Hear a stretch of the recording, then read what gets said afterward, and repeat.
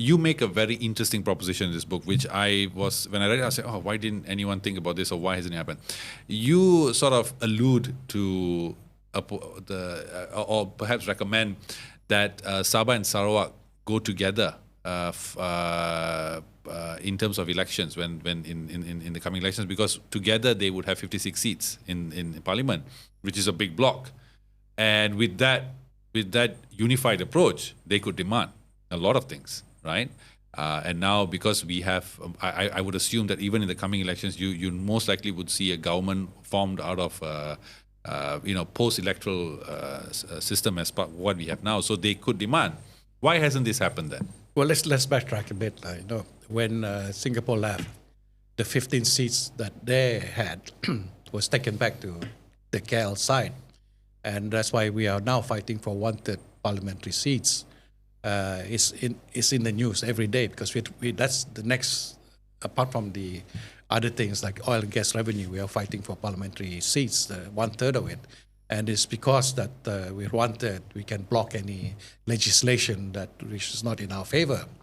So I think Sabri Yaakob, by news report, have in principle agreed, but I think now it's for the election commission to work out how this is going to happen. Right? Yeah. And one thing we must mention always, when we joined Malaysia, when we formed Malaysia, we were talking about fair representation. So it doesn't go by population or by size of the country, but fair representation. Just because you have a smaller population, that doesn't mean that you have less voice. Mm-hmm. So 1/3 we're working on now, and is being pursued by many people. So coming back to Sabah and Sarawak, unfortunately, like many people, we cannot sit down still, although we're in the same island, and say, okay, let's work out together. Unfortunately, that was our dream. It was talk about the last state election. It never happened. The Borneo bloc, so-called, never happened.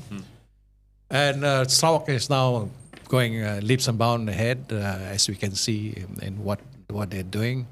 But I feel that the long arm of KL, UMNO and so that is still holding on to Sabah, and they're controlling that part. They don't form anything alliance with Sarawak. Okay, just we take care of you, and by saying that, you can see the signs. By saying that, they're controlling Sabah, because UMNO is there, right? And UMNO knows that if they can control Sabah, they can control Borneo, right? So that's the situation we are in now. I wish we could sit down and become a Borneo bloc and fight for it. But I think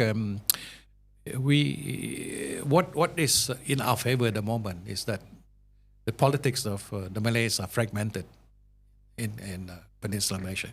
It's not good.